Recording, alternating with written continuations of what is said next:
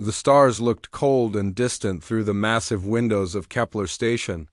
Commander Jake Morrison stood with his hands behind his back, watching the last of the Allied ships disappear into the darkness of space. The Altarian vessels had been the first to leave, their crystal-like hulls catching the light one final time before they vanished into hyperspace. The proud Centauri warships followed just hours later, their blue engines fading until nothing remained but empty space and broken promises.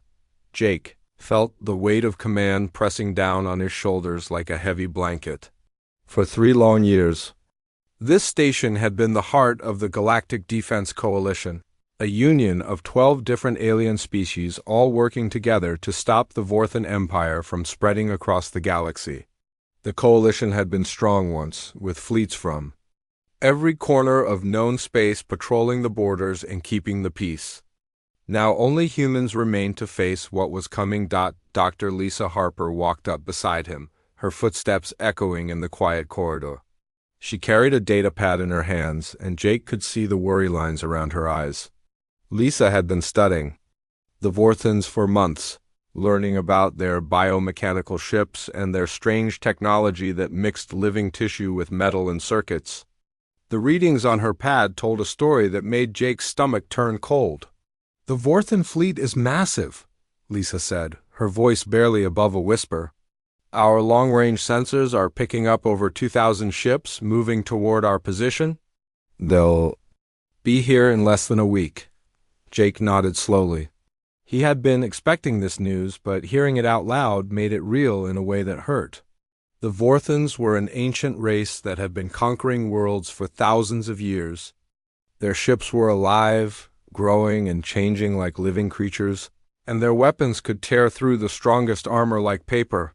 They had never been defeated in battle, and they never showed mercy to those who stood against them. "What about the others?" Jake asked, though he already knew the answer. "Any word from the Zephyrians or the Nereians?" Lisa shook her head. The Zephyrians pulled back to defend their homeworld 3 days ago. The Nereians retreated to their underwater cities on the ocean planets. Even the Draxions have recalled their forces, and they were the ones who swore blood oaths to fight beside us until the end. Jake felt a bitter taste in his mouth. The Draxions had been the most warlike of all the allied species, always ready for a fight and never backing down from a challenge. If even they had abandoned the coalition, then the situation was worse than he had imagined. Each species had found their own reasons to leave, their own excuses for why they couldn't stay and fight. Some claimed they needed to protect their home systems, others said the odds were too great, and a few simply stopped answering communication signals altogether. Captain Amy Rodriguez appeared in the doorway, her uniform crisp despite the long hours she had been working.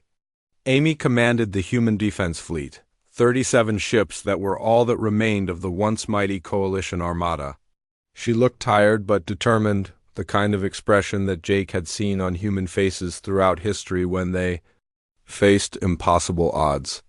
"I've just received the final transmission from Admiral Theron of the Altarian High Command," Amy said, her voice steady but cold. "He wanted to thank us for our service and wish us luck in our future endeavors. He said, 'The humans have fought admirably, but this battle cannot be won, and they need to preserve their forces for future conflicts.'" Jake almost laughed at the absurdity of it all. Future conflicts. As if there would be a future for any of them if the Vorthans succeeded in their conquest. The Altarians had been the ones to propose the coalition in the first place, gathering all the species together with grand speeches about unity and mutual defense. Now they were running away like frightened children, leaving behind only polite words and empty promises. "What about our supply lines?" Jake asked. "Are we getting any support from Earth or the outer colonies?" Amy's expression darkened. "Earth Command has ordered all human forces to fall back to the inner systems. They're abandoning the frontier colonies and concentrating on defending the core worlds. We're officially cut off from resupply and reinforcement." The 3 humans stood in silence for a moment, absorbing the full weight of their situation. They were alone in the vast emptiness of space, with only their ships and their courage to stand against an enemy that had never known defeat. The station around them hummed with the sounds of life support systems and computer networks, but it felt hollow somehow, like a ghost ship drifting through the void. Jake looked out at the human fleet floating in formation around the station. The ships were smaller than the massive dreadnoughts that the other species had taken with them, but they were sturdy and reliable. Human engineers had built them to last, with redundant systems and modular components that could be repaired in the field. They weren't the most advanced ships in the galaxy, but they were dependable, and right now that mattered more than all the exotic technologies in the universe. "How are the crews holding up?" Jake asked Amy. "They're scared," Amy admitted. "But they're not running." "I've given them the option to request transfer to evacuation ships heading back to human space. So far, not a single person has taken it. They all want to stay and fight." That was typical of humans, Jake thought.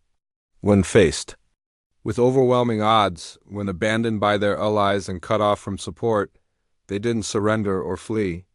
They dug in their heels and prepared to make their stand. It was the same spirit that had carried their species from the caves of ancient Earth to the stars themselves. The stubborn refusal to give up even when giving up was the smart thing to do. Dr. Lisa Harper looked up from her datapad, her eyes bright with sudden inspiration.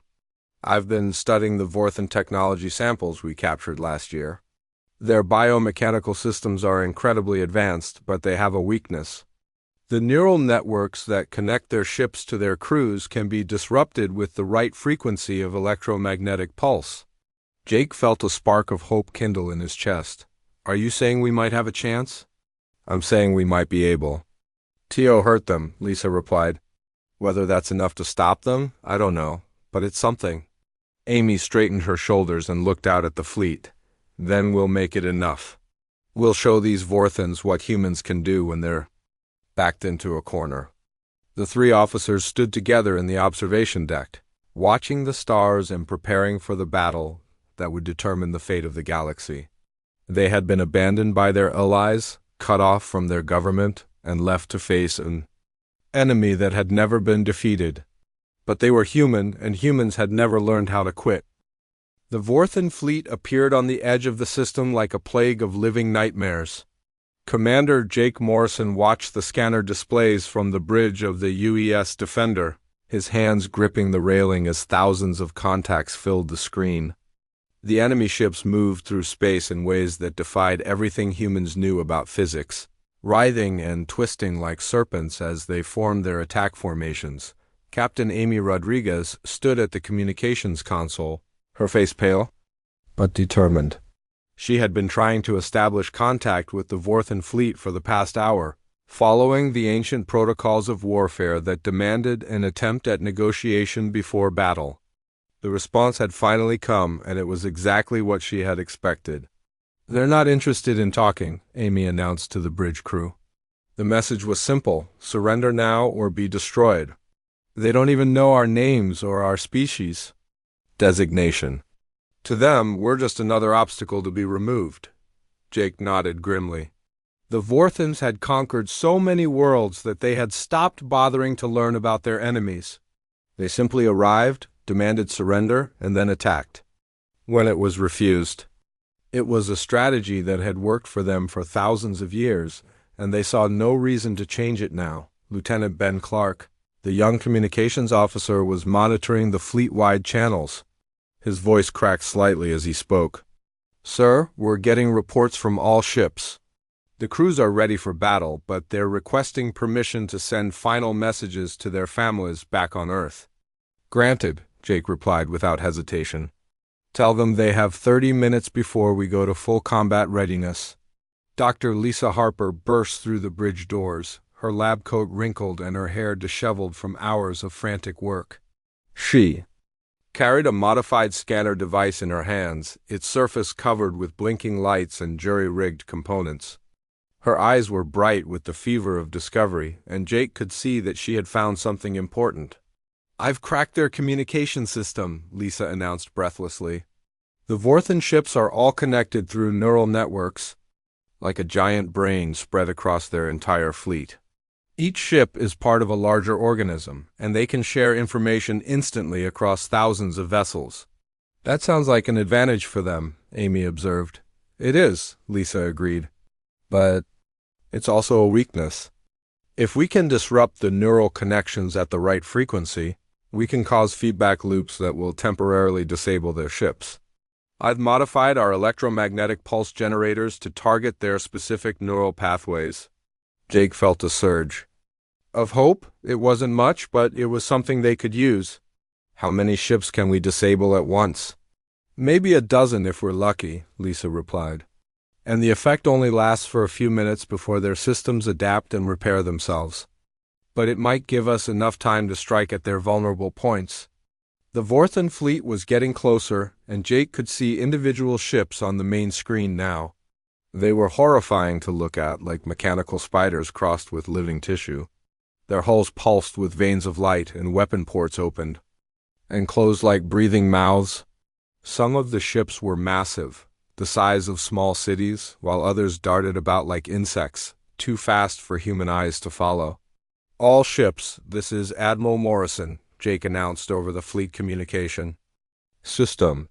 He had been promoted to admiral when the coalition collapsed, though the title felt hollow without a fleet to match it. The enemy will be in weapons range in 20 minutes.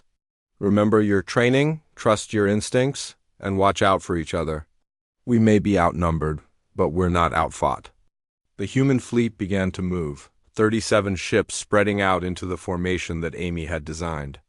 It was based on old Earth naval tactics, with smaller vessels screening the larger ones and ready to dart in for quick strikes. The other species had always criticized human tactics as primitive and unsophisticated, but those same tactics had won wars across human history. Lieutenant Sarah Mitchell was in the lead fighter squadron, her voice crackling over the radio as she reported her position. Volf leader to command. We're in position and ready to engage.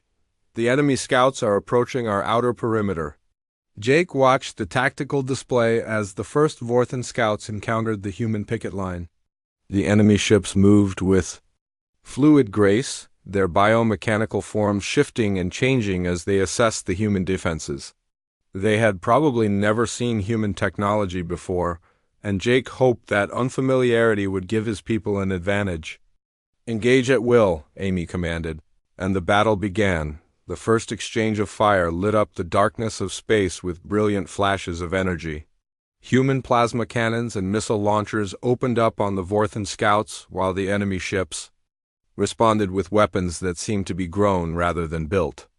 Organic projectiles that writhed through space like living things, energy beams that pulsed with an alien heartbeat, and clouds of microscopic organisms that tried to eat through human armor. Sarah Mitchell's fighter squadron dove into the enemy formation, their small ships darting between the larger Vorthan vessels like mosquitoes harassing giants.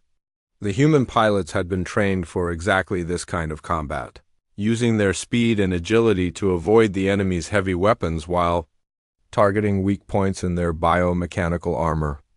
Direct hit on the lead scout, Sarah reported, her voice tight with concentration. It's listing to starboard and leaking some kind of fluid. I think we heard it. The wounded Vorthan ship shuddered and began to fall behind its companions, dark liquid streaming from ruptures in its hull.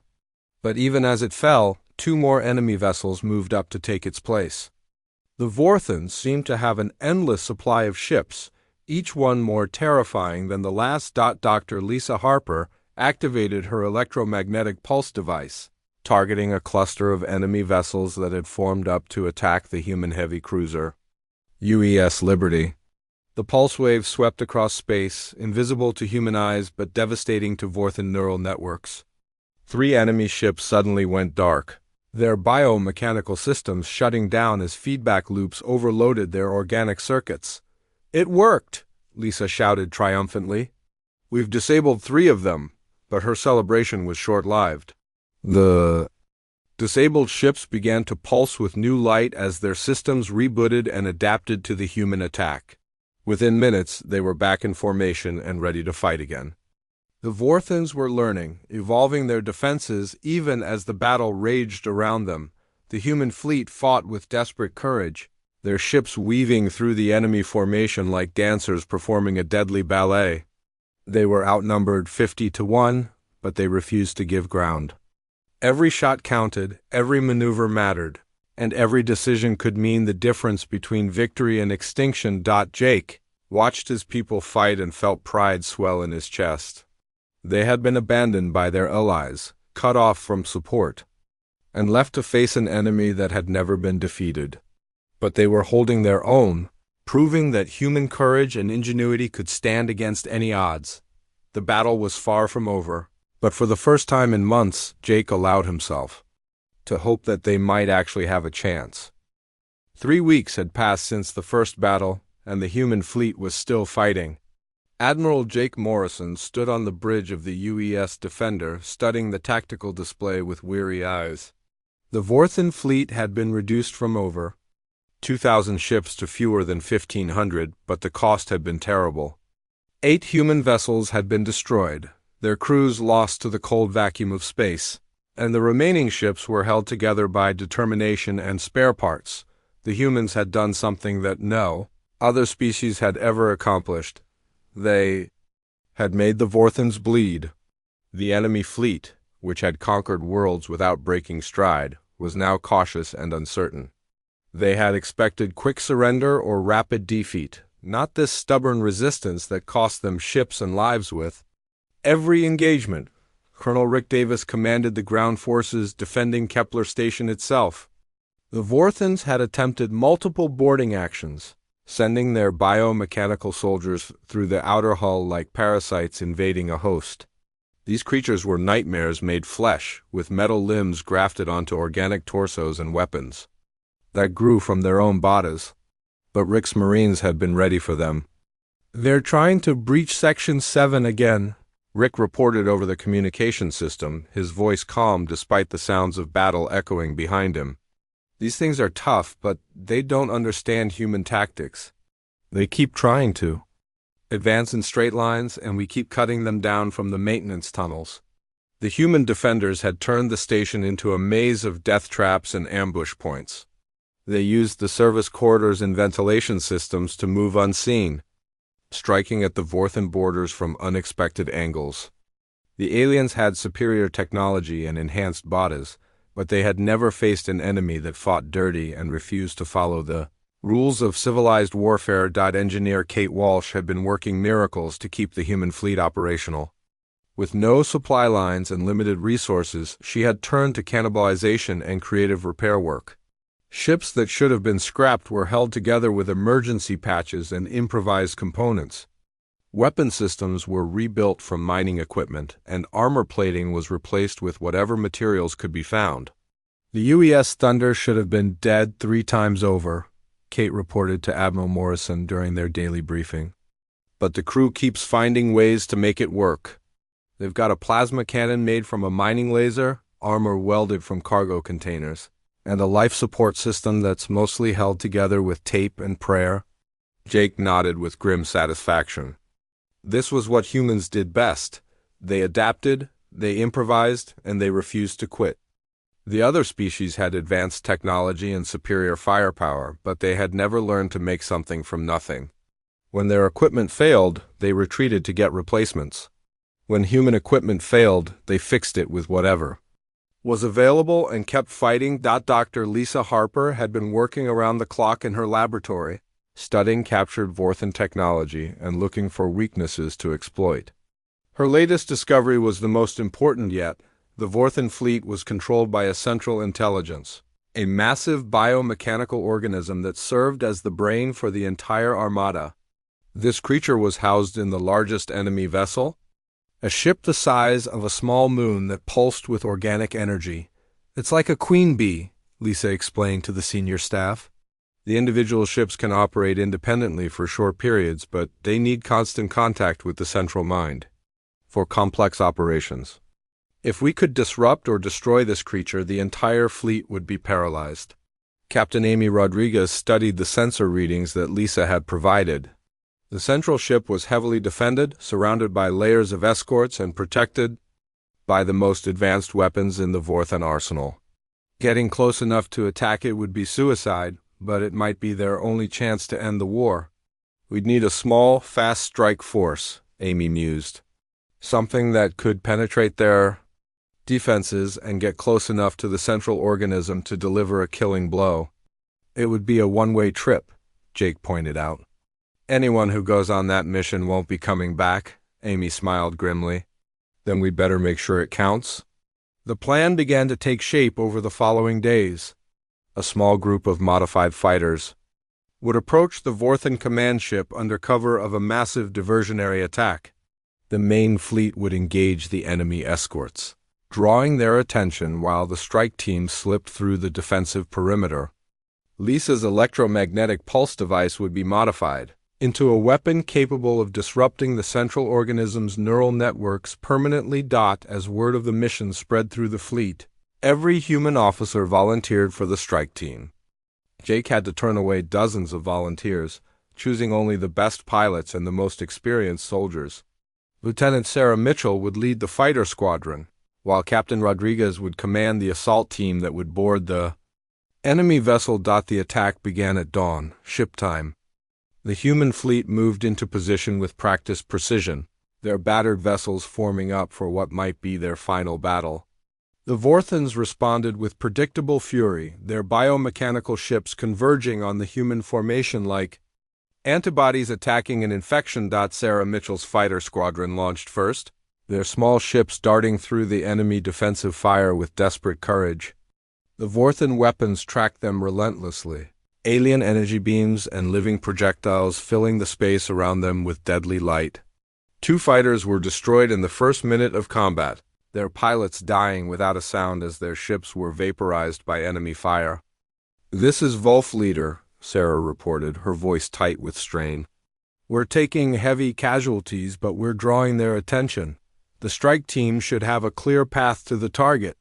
Captain Rodriguez's assault ship, the UES Vengeance, accelerated toward the Vorthan command vessel with engines pushed far beyond their safety limits.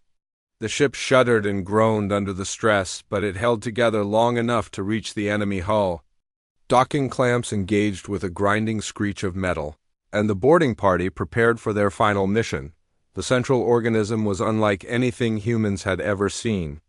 It filled a vast chamber in the heart of the enemy ship, its massive form pulsing with bioluminescent patterns that hurt to look at directly. Tentacles thick as tree trunks writhed through the air, tipped with sensory organs that tracked the human intruders. The creature's intelligence was alien and vast, and it regarded the humans with something that might have been curiosity or contempt. Dr. Lisa Harper armed the modified pulse device while Captain Rodriguez's Marines fought to hold their position. The Vorthan defenders poured into the chamber, their biomechanical forms moving with fluid grace as they tried to protect their central mind. The humans met them with flame and fury, their weapons carving through alien flesh and metal with equal efficiency. The pulse device activated with a flash of brilliant energy that filled the chamber with strobing light. The central organism convulsed and screamed, a sound that traveled through dimensions and made the human assault team stagger with pain. Throughout the Vorthan fleet, ships began to go dark as their connection to the central mind was severed, but the victory came at a terrible cost. The enemy ship was dying around them, its biomechanical systems failing as the central organism thrashed in its death throes. Captain Rodriguez's final transmission was brief and clear. "Mission accomplished. Tell them we made it count." The human fleet watched in stunned silence as the Vorthan armada began to drift, powerless and defeated. They had done the impossible. They had won. The silence that followed the destruction of the Vorthan command ship was unlike anything Admiral Jake Morrison had ever experienced. Across the battlefield, the massive biomechanical vessels drifted like sleeping giants, their organic hulls no longer pulsing with the rhythmic light that had marked them as living things. The central organism that had controlled the entire fleet was dead, and with it, the coordinated threat that had terrorized the galaxy for millennia. Lieutenant Sarah Mitchell's voice crackled over the communication system. "Broken and exhausted. Wolf Leader to command. We've lost contact with Captain Rodriguez's assault team. The enemy command ship is breaking apart, and there's no sign of survivors. Jake felt the weight of loss settle on his shoulders like a heavy cloak. Amy Rodriguez had been more than a fellow officer. She had been a friend, a leader, and the heart of the human resistance. Her sacrifice had saved not just the human fleet, but potentially every civilization in the galaxy. The victory felt hollow without her there to share it. Dr. Lisa Harper stood beside him on the bridge, her face streaked with tears, but her eyes bright with the fierce joy of scientific discovery. "The pulse worked even better than we hoped," she reported. The feedback loop didn't just disable the command organism, it sent a shock wave through the entire Vorthan neural network. "Every ship in their fleet has been cut off from the central." "Mind, are they dead?" Jake asked, studying the drifting enemy vessels on the main display. "No," Lisa replied. "The individual crews are still alive, but they're trapped in ships that no longer respond to their commands. Without the central organism to coordinate them, they're helpless. It's like an army that's suddenly been struck blind and deaf." The human fleet began to move cautiously toward the disabled Vorthan ships, their weapons still powered but no longer firing. Jake had given orders to approach carefully, ready to defend themselves if the enemy showed any signs of recovering. But the biomechanical vessels remained dark and silent, their organic surfaces dull and lifeless. It was then that the impossible happened. Space itself seemed to shimmer and bend, and suddenly the Altarian fleet materialized from hyperspace. Their crystalline ships caught the light of the distant sun and threw it back in brilliant rainbows of color. The elegant vessels that had abandoned the humans just weeks ago now returned in full force, their weapon systems blazing as they engaged the few remaining active Vorthan ships. "This is Admiral Theron of the Altarian High Command," came the familiar voice over the communication channels. "We have returned to assist in the final phase of the battle. Our apologies for the delay." Jake felt a surge of anger mixed with bitter amusement. The Altarians had waited until the battle was won before deciding to return, appearing just in time to claim a share of the victory, but he pushed the emotion aside. There would be time for recriminations later. Right now they needed to secure the battlefield and deal with the thousands of disabled enemy vessels. The Centauri battle cruisers arrived next, their sleek blue hulls cutting through space with fluid grace. The aquatic species had always been cautious and calculating, but they too had returned to face the aftermath of the battle they had fled. Their ships moved to surround the larger Vorthan vessels, ready to provide support if any of them showed signs of reactivating. "Centauri Fleet Command to Admiral Morrison," came the transmission from their flagship. "We have monitored the battle from long range and offer our assistance in securing the enemy vessels. Your forces have achieved something remarkable today." The Draxians arrived with their usual flair for the dramatic, their warships painted in bright colors and trailing banners that fluttered in the solar wind. The warrior species had always prided themselves on their honor and courage, but they too had fled when the odds seemed impossible. Now they returned roaring battle cries and broadcasting challenges to any Vorthan ship that might still be capable of fighting. "By the ancient codes of honor," declared Commander Vex of the Draxian fleet, "we pledge our blades to finish what the humans have begun. The cowardice of our earlier withdrawal brings shame to our ancestors, but we seek to redeem ourselves in the cleanup of this battlefield." One by one, the other species that had formed the original coalition began to arrive. The Zephyrians emerged from their dimensional folds, their ships phasing in and out of normal space as they surveyed the scene. The Nereians rose from the depths of the system's outer ocean worlds, their bioluminescent vessels pulsing with patterns that spoke of wonder and regret. Each species offered their own version of an apology, their own explanation for why they had abandoned the fight. Some claimed they had been regrouping for a counterattack. Others said they had been protecting their homeworlds from other threats. A few were honest enough to admit they had simply been afraid, overwhelmed by the size and power of the Vorthan fleet. Jake listened to their explanations with a mixture of anger and understanding. He had been abandoned when he needed them most, left to face impossible odds with only human courage and determination. But he also understood that fear was a powerful motivator, and not every species had the same stubborn refusal to surrender that seemed to define humanity. The work of securing the battlefield began in earnest. The disabled Vorthan ships were massive, some the size of small cities, and each one contained thousands of enemy personnel. The biomechanical warriors who had seemed so terrifying during the battle were now helpless, trapped in vessels that no longer responded to their commands. Dr. Lisa Harper worked with scientists from the returning allied species to study the disabled ships and their crews.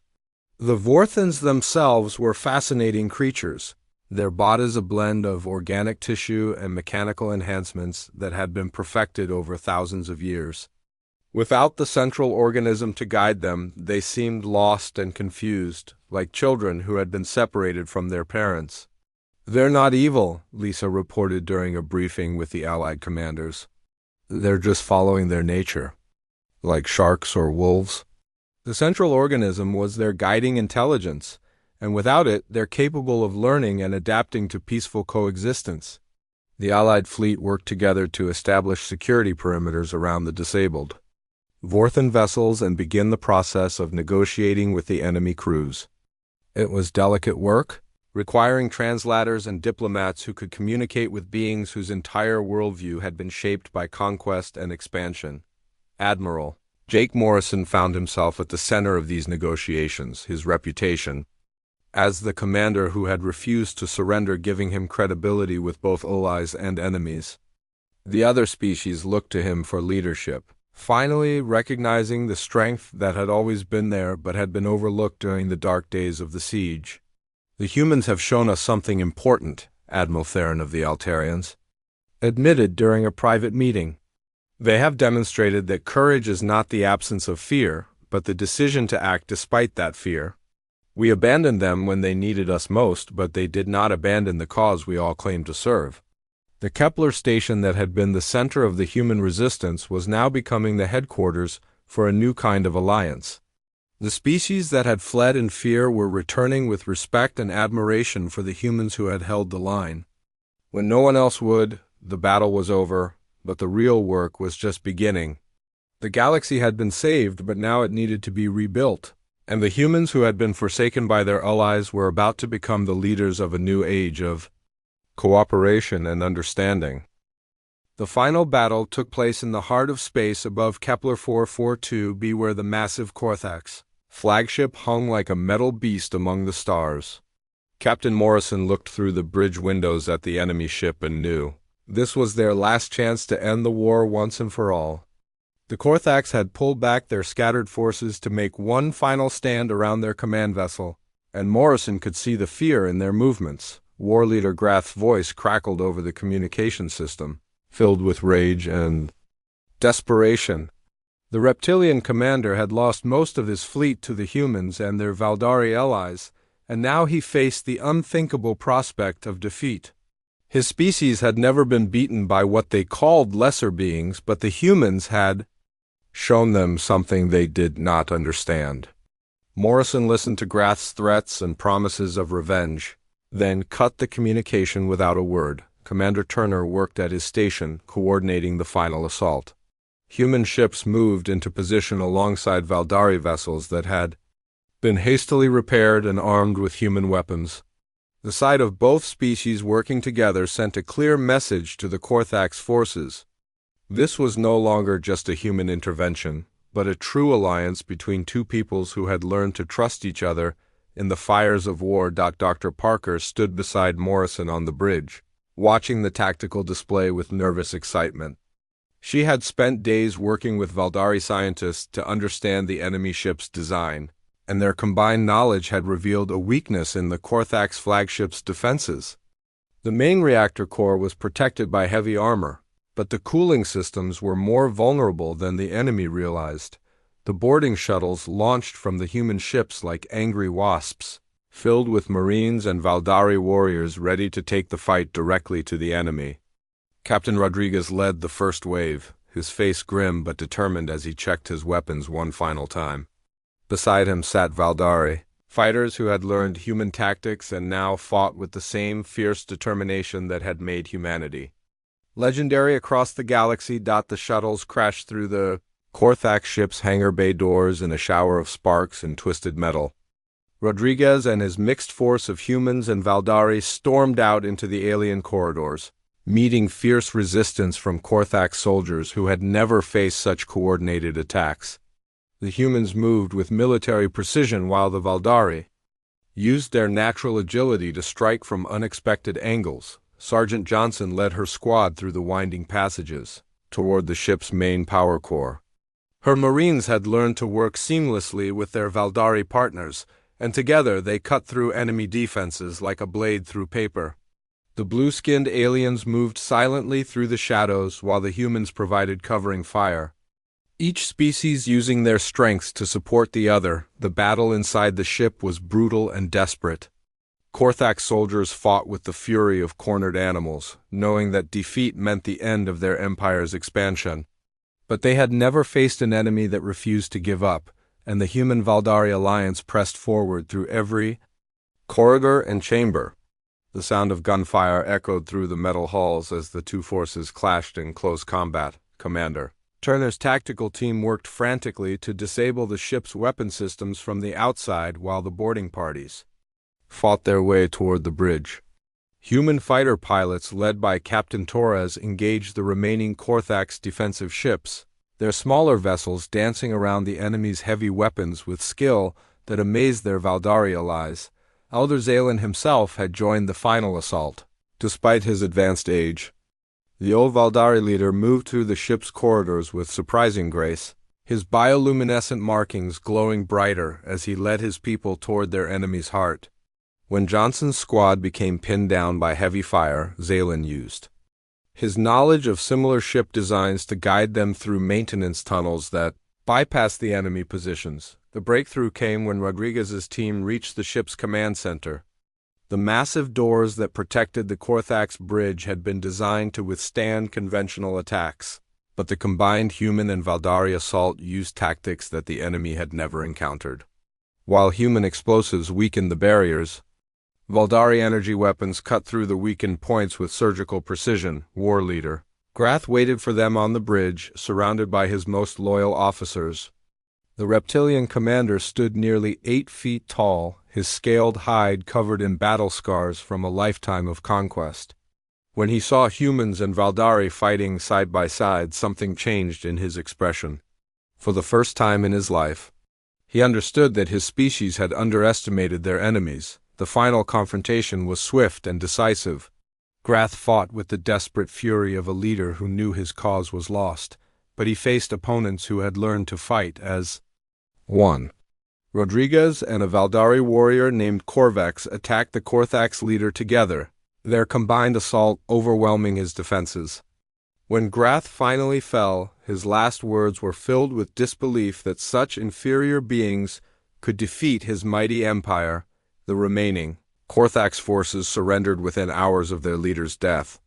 Ships that had terrorized the galaxy for generations now fled in panic, their crews unable to comprehend how their supposedly invincible empire had been brought low by species they had dismissed as weak. The war was over, but the cost had been terrible for both sides. Morrison stood in the ruins of the Korthax flagship's bridge, surrounded by human and Valdari forces who had fought together to achieve victory. The USS Valor and her crew were gone, along with dozens of Marines who had given their lives to protect alien civilians they had never met. But their sacrifice had not been in vain, and the galaxy would remember what they had accomplished. The memorial service was held in the largest Valdari city, deep beneath the planet's surface where bioluminescent gardens bloomed in the artificial light. Human and Valdari families mourned together, united by shared loss and mutual respect. Elder Zalen spoke words that would be remembered for generations, declaring humanity to be the shield brothers of his people. As the reconstruction began, human engineers worked alongside Valdari craftsmen to rebuild the destroyed cities. The partnership that had been forged in war now flourished in peace, with both species learning from each other's knowledge and experience. Children who had been born during the conflict grew up speaking both languages, creating a new generation. That would carry the Alliance into the future. The news of humanity's victory spread across the galaxy like wildfire. Species that had abandoned the Valdari now faced uncomfortable questions about their own moral choices, while others began to approach Earth with offers of genuine partnership. The human victory had not just saved one world, but had shown the entire galaxy what was possible when someone finally decided to stand up to the bullies. Morrison, now promoted to admiral, stood in the rebuilt Valdari capital watching human and alien children play together in the glowing gardens. The war was over, but the legend of the day when everyone forsook them until the humans arrived to fight had only just begun.